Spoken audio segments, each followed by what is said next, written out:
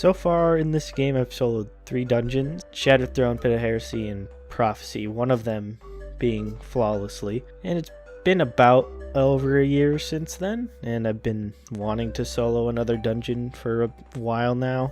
I tried doing Duality a while back, and I could get to Keitel pretty consistently, but you know how Duality is. The darkness is thick here. And I eventually took an indefinite break from it. I do want to go back to it eventually though.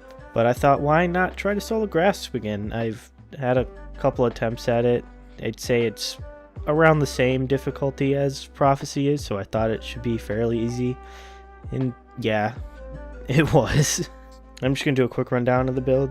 I just saw a video because I was looking up Warlock builds, and I found one of a guy using Apotheos's Veil, and I'm like, I've never seen anyone use this ever, and I have never had any reason to use this before.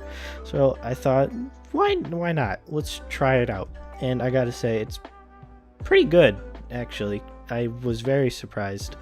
And he was also using a solar fusion rifle. He's using Cartesian coordinate with Vorpal, which I do not have. I do have a Cartesian coordinate, it just sucks ass.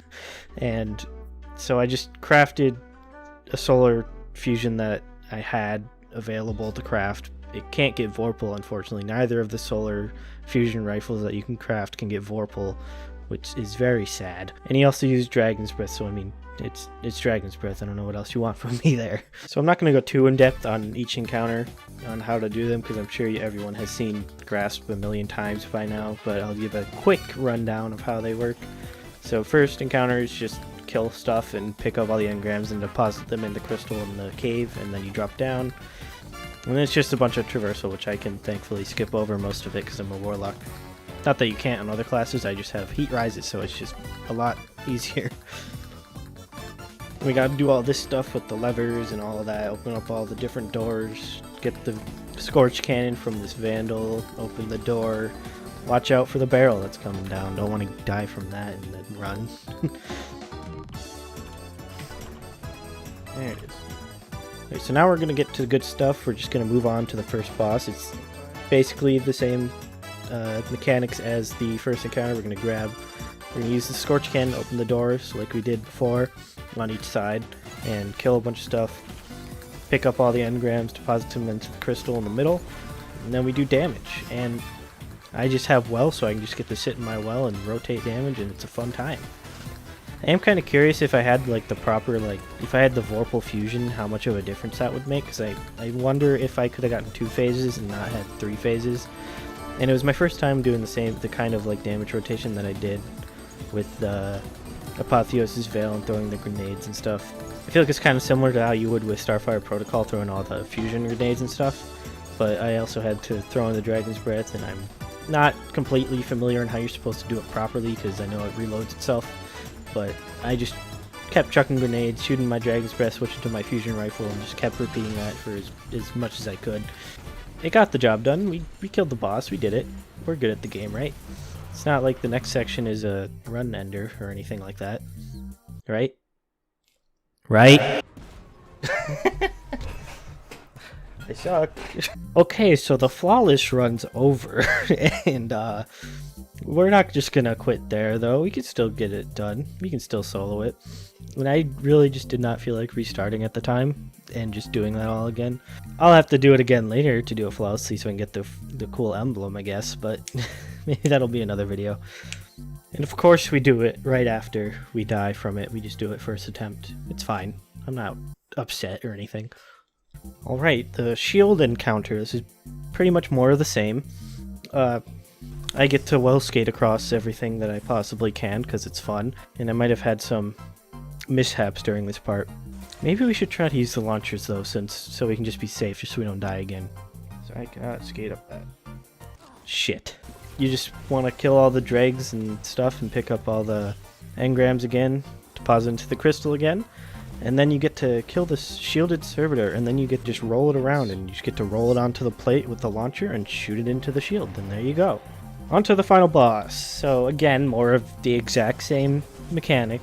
that we have been doing for the entire dungeon, shooting the Scorch Cannon to collecting all the engrams, pausing them in middle, and then damn it. This boss fight probably took as long as it did for me to do the rest of the dungeon.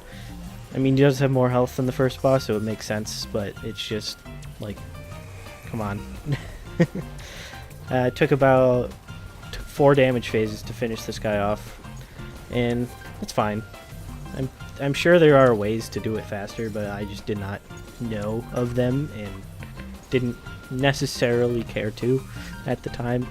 I'm probably going to care very much about my damage when I try to do like Ghost of the Deep or something, because those bosses are just abysmal in terms of their health. You don't have to kill these 2 enemies, but there's the Shank and then there's the Invisible Marauder that just spawn at the beginning and after every damage phase. They're just complete nuisances. It was just better to get rid of them. And since you can get your super every 10 engrams, which I forgot to mention earlier, you get your super once you pick up 10 engrams, I can just keep welling on top of them and just chucking nades at them and they'll die. Get out of here.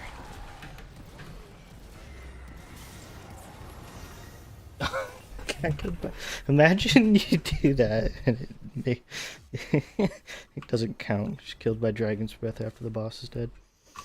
Alright, the boss is dead. That's another dungeon solo. Not flawless, unfortunately, because of the dumb sparrow section, but maybe we'll come back to it later. If you guys want to see another video on this dungeon later, me trying to do it flawlessly, although I'm not sure if that'll be really worth it, because I could probably just do it next time I try it. But if you guys want to see it, let me know. And or what dungeon do you guys want to see me do next? I'm thinking Duality. That sounds like a good idea to me. And this run was all streamed on my Twitch. If you guys want to go check that out and drop a follow so you can make sure you know when I'm streaming this kind of stuff. I'll link that down below. And thanks for watching. I hope you guys enjoyed. Like, subscribe, all that stuff, and I'll see you in the next video. Peace.